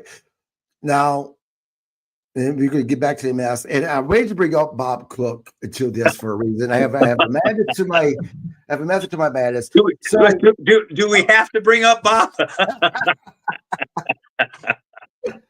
We do, and I'll tell you, because Bob Cook, although before I read your book, before I got to know you a little bit, I thought Bob Cook had something to do with training you, right? Right. And I think what I got confused was he didn't train you per se, but Bob has been part of your career from the very beginning. And you guys forged a close enough relationship that even you and his son, who you call your nephew in this book, have a good relationship, and you've been part of his wrestling life. One of my favorite things one of the stories in the book you talked about was a trip that you were driving, and you wanted to stop at your friends' houses for the night. You couldn't figure out the exit, and Bob Cook Farm was being pissy, and he just wanted to go straight to Alabama. And basically, he said, "I'm gonna whip your ass." And you're like, "So be it, then we're going to get at each other." There's Bob laughing about that. Tell me that story, man. So here's what happened. So one of he was, I've known him since I moved to Florida. Like we went to, by the time I got to Venice, I was in 6th grade. So from 6th grade to, 12th grade, I've been friends with him. So he was living in Atlanta. Well, Rick and I used to stay there at times. He'd let us stay, and we'd just take him to the TV stuff. And he was happy with that because he watched wrestling too when we were kids. So I had talked to him and said, "Hey, can we crash at your place?" And he was like, "Yeah, that's fine." And he's trying to tell us the exit and stuff. And we missed it like 3 times. So now Bob and Paul are just like, "We ain't gonna find this. Let's just go. Let's go to Alabama."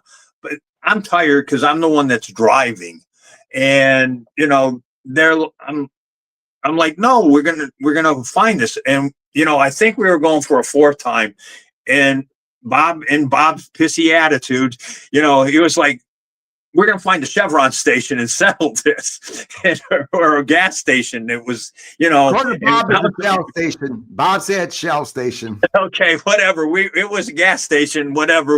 And we started looking for a gas station. And we couldn't find one. And finally it was like, all right, you know what?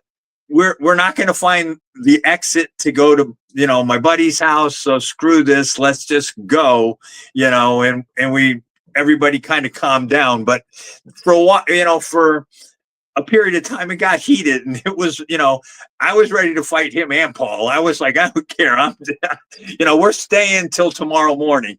And then we wound up, What I found funny about that story was Bob and I were talking about something on one of the podcasts, and he had mentioned that he's not a fighter, that he's only a fighter in the ring. He doesn't, he's not a fighter, but yet there was this story where he was ready to fight you. And then there was another story in the book that I loved, talking about a guy who's a DJ that I think Rick Ryder knew.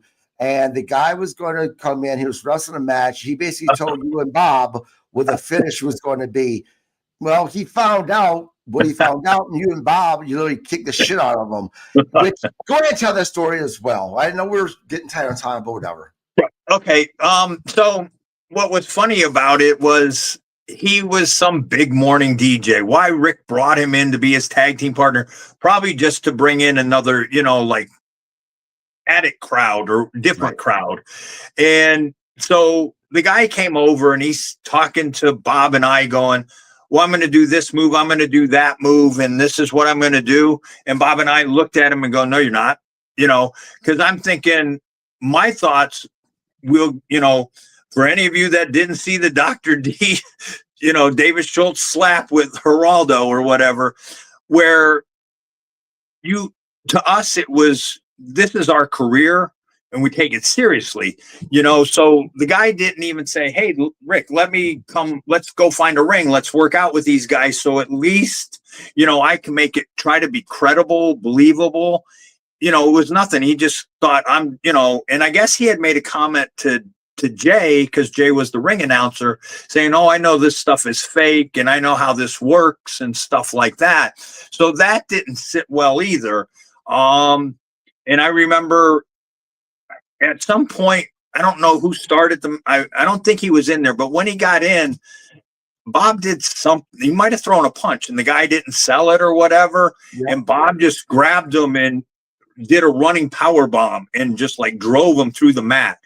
And I think that when he did that, it kind of just like all hell broke loose. I ran in the ring and, we were grabbing him. We were actually, I had a handful of hair and stuff when we were pulling on him to try to get him up, because I think he knew, okay, the shit's got real. And, and it was funny. Didn't see him in the locker room. I don't even think he returned to WCTQ after that.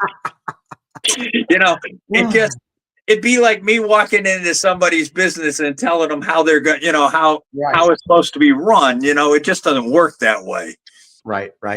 Now let's get back to your diagnosis of MS. Now I tell you that when I got to this part of the book, as soon as I read that, I was like, okay, this is where you're going to start talking about leaving wrestling forever, right? I mean, you got diagnosed with MS, but that wasn't the case. Now, you did leave wrestling for a little bit, longer for a little bit, for quite a while, but you wasn't inactive. You got into baseball. Talk about that time. So I was in the grocery store and I ran into a guy I knew, and we started talking, and he knew I had played, high school ball and played real briefly in the minor, had a tryout and all that. And he was telling me about, he was playing in a men's league and stuff. And I was like, oh, really? And we, he told me where it was and everything. So he gave me the date, the time and everything. So I went, and what was funny was, how, like, I guess in baseball and everything, when I was, when I had tried out, I had made myself a catcher and everything. And so they were, didn't have a lot of catchers. So I wound up catching. And so what was funny was I practiced any chance I had and everything. And this, everything started coming back to me and everything. So I played well. And there was like a couple guys that were playing, believe it or not, these guys were playing between baseball and softball. They were playing 7 nights a week. Wow. So they were playing, one league here, one league here, one league and, there. And then they were playing another night softball and stuff like that. So I was playing, this was up in Manatee. So I was playing on Sundays and they would play double headers. Well, after a while, these guys they were playing in the league down in Fort Myers, and they did the same thing, double headers. So now I started playing in Fort Myers. So I was playing in Fort Myers and Bradenton. So I was playing Saturday and Sunday, and I was catching 4 games in 2 days. Probably the first month of it, you'd go to the gym on Monday and you felt like you got hit by a Mack truck. And then once you got used to it and everything, and then, it was funny because I'm not sure how far into this, like maybe a couple years or something. There were 2 leagues. So the league I was in there was the Roy Hobbs League, and I can't remember the one I played in. It was like something, but it was like the Roy Hobbs, but under a different name. Right. So what they would do is they'd play during the year, towards like maybe the end of the year or something, they'd have what they called the World Series. Well, they didn't have enough like certain players to put a team together from Manatee to put us in. So one of the guys that ran the league was telling me, you could throw your name in the hat and, some team from whatever team came from the United States will, they'll see you, see your position, they'll pick you up. So I wound up playing, and I threw my name in there, and I got picked up by a team out of Pennsylvania. So I guess we can talk about I guess I'll kind of give it away. So the first they had their guy, and I understood. I was just happy I was getting to play. So they asked me, "Hey, anywhere else you played? What positions?" And I go, I played outfield and I played first base. And they go, "Hey, can we put you in the outfield?" And I go, "Sure." So I went out in the outfield because they wanted to let their catcher catch. And I was like, I'm the new guy, so I know how this works. And yeah, I'm just happy I'm playing. So I went to the outfield, and the guy that was pitching, the hitter, you could tell he was just late. So I kept moving, and I kept moving over because I'm like, this guy's not going to hit it. Right. The pitch that he did hit, he pulled it. So it went probably about 30 yards higher than the lights. And now here I am. I hadn't been out in the outfield in probably like 15 years. So I'm running, and I mean, all you could see was the ball just kind of doing this. And I'm going, I went to, thought I had it, and it hit the end of the mitt and hit me in the eye. And it felt like somebody just hauled off and punched you. I went down, and as I was trying to get up, I'm thinking, please don't say what I'm thinking you're hearing. And I hear the umpire go, "Fair ball." This ball hung up so far that out and everything that while I'm trying to get up, the shortstop was out there holding me down, going, "Stay down, stay down."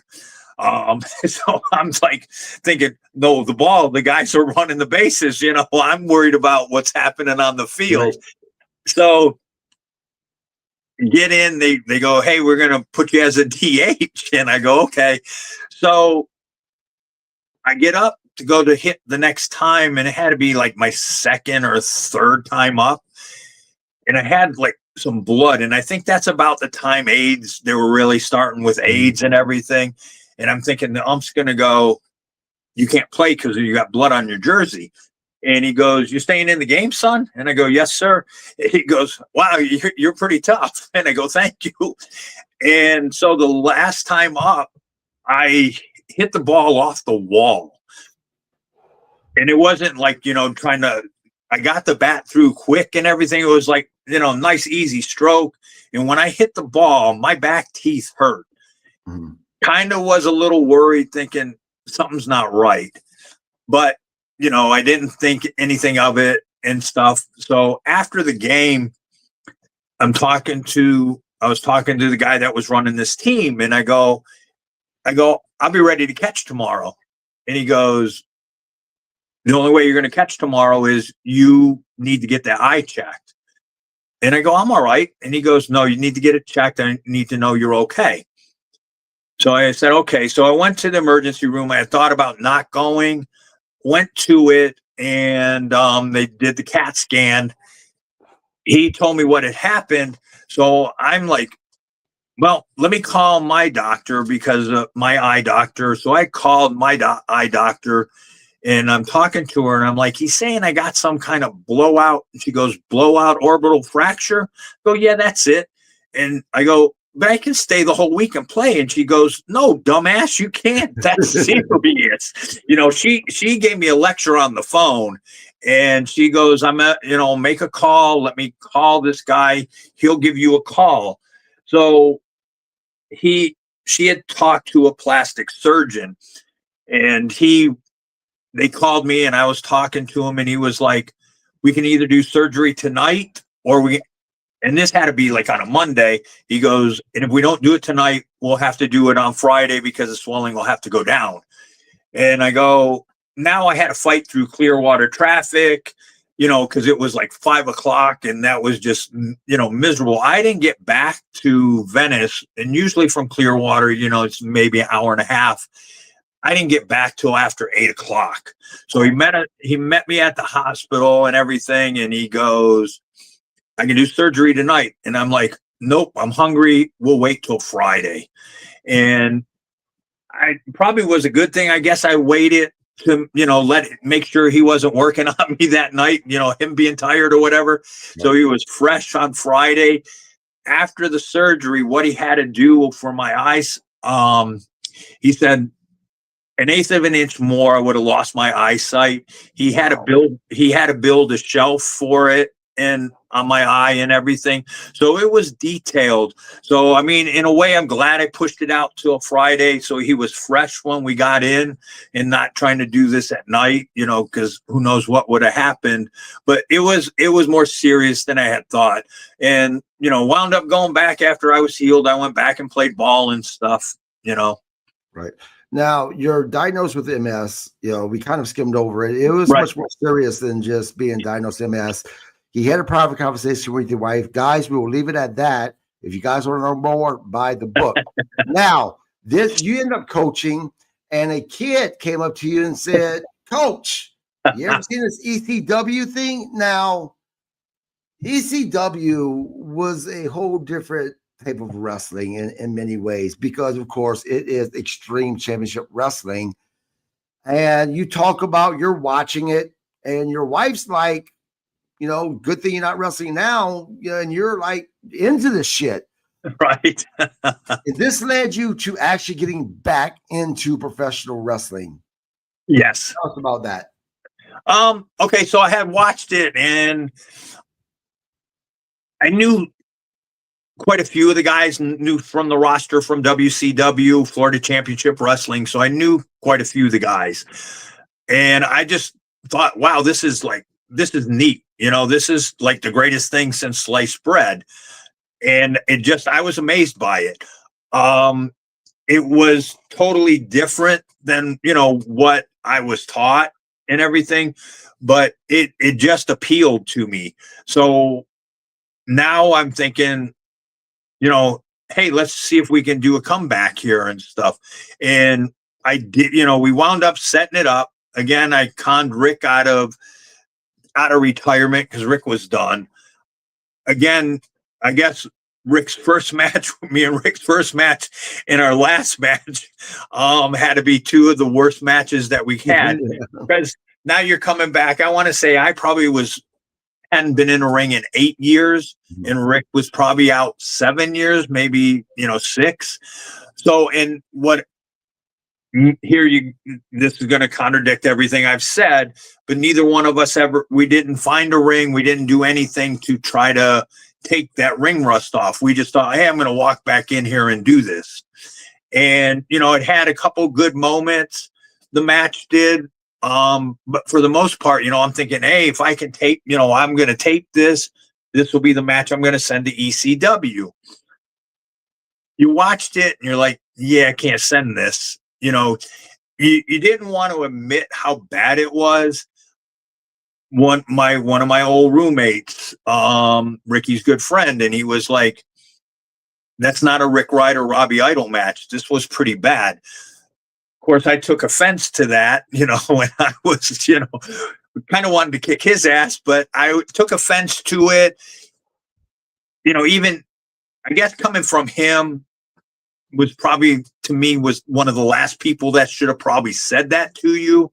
Because he tried, Rick brought him in here and there just so he could, go around town or whatever and say, oh, I was in the wrestling ring, or, and he tried to, like, I guess, name drop, like, oh, I know this guy, I know this, I know Robbie Idol, I know Rick Ryder, I know Bob, like trying to put himself over and stuff like that, for all the wrong reasons.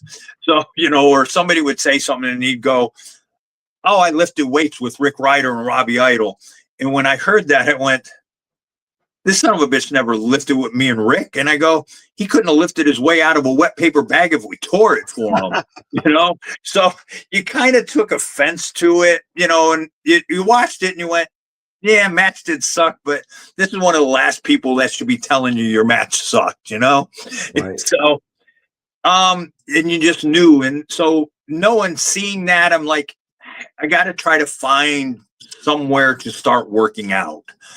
And, I made some calls and stuff, and I had heard Steve Kern had a ring, but I didn't realize, I guess at that time that was the NWA, the minor leagues for WWE in Tampa. And I had called, or I think I called him or emailed him. I think I had his email. Somebody gave me his email, and I emailed him, and he was like, "Hey, it's not, not knowing that was a, what wasn't the Indies, but it was, its own promotion." So Right. not knowing it was a promotion, he was just like, no, you can't come work out here. It's not like that, because I was thinking it was like a wrestling school, and I Right. just, would go do that. I didn't realize that it was the NWA, and, and it was a promotion.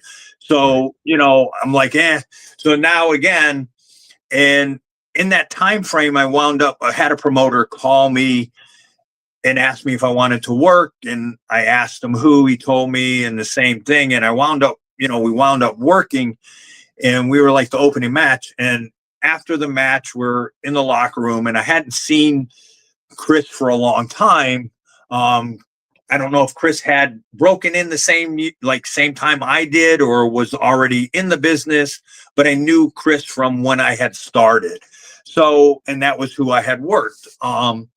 So we were in the back talking, and I got approached by 3 people, and they went, "You guys had a great match." And we hung out for a while, and they said, "So far, that was like the best match on the card so far," which is surprising because, I hadn't really spent a lot of time in the ring, practicing, getting the rust off and everything. But Chris and I just clicked.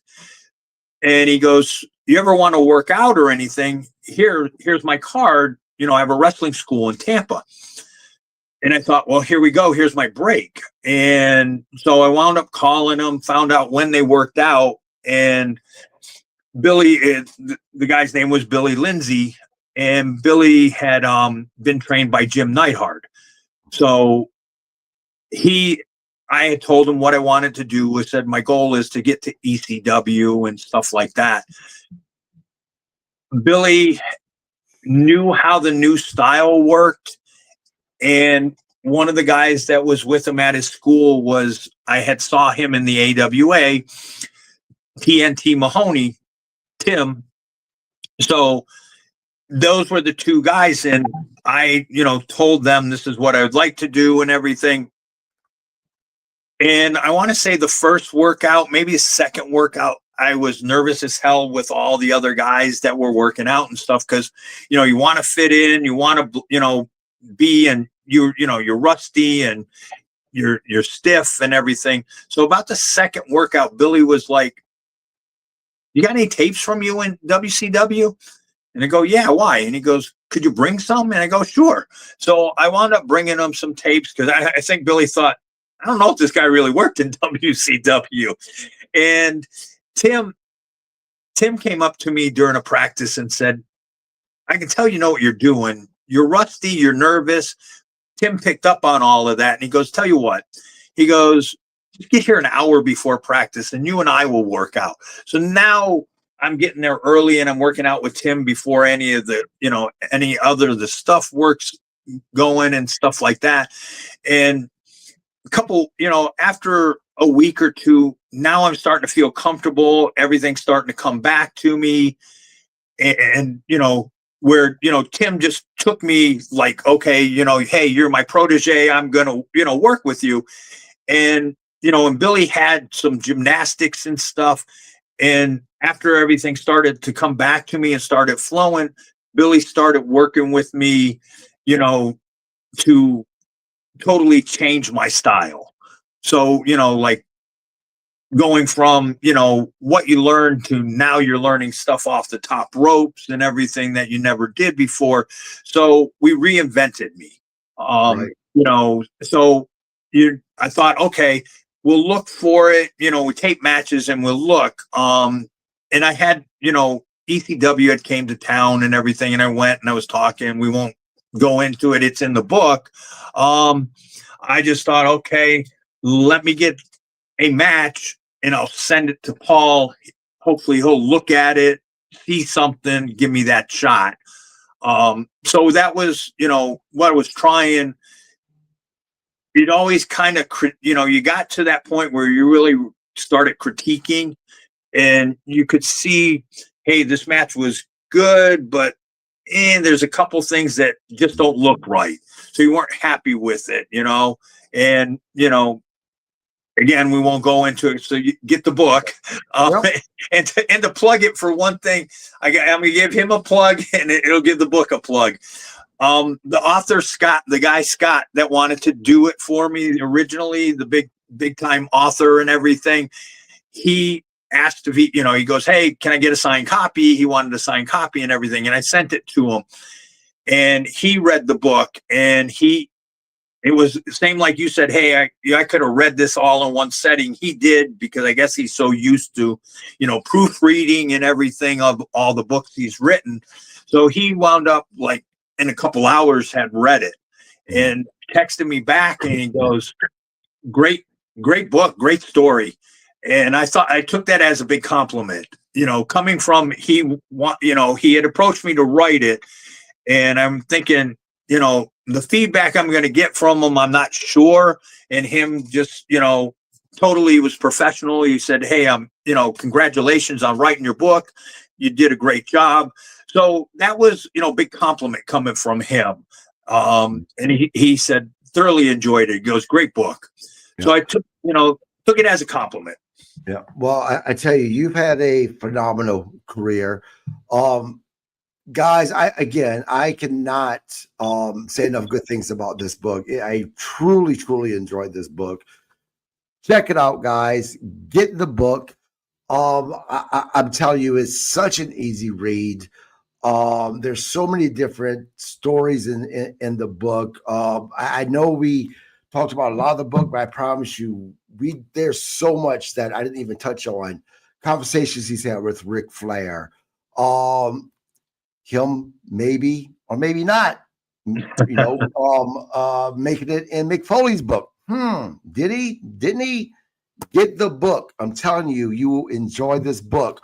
Where can they get this book at? Okay, so there's a couple places.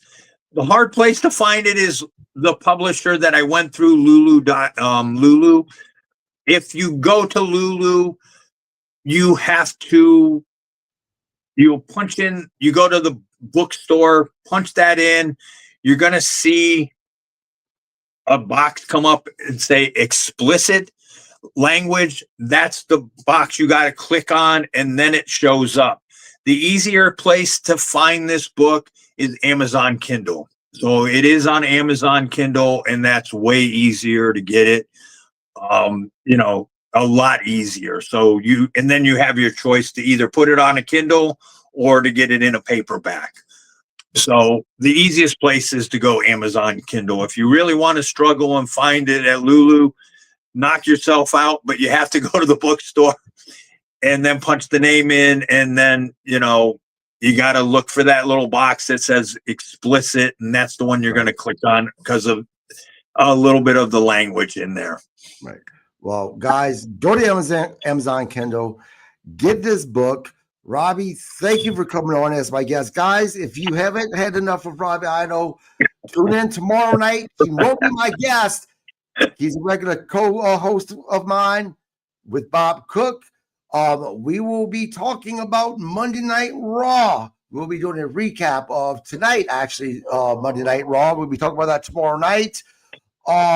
Please subscribe to my podcast on Wednesday. Herb Simmons will be here. We'll be talking about the Cauliflower Alley Club's 59th reunion in Vegas. Coming in December, I have Joe Malenko is going to be here.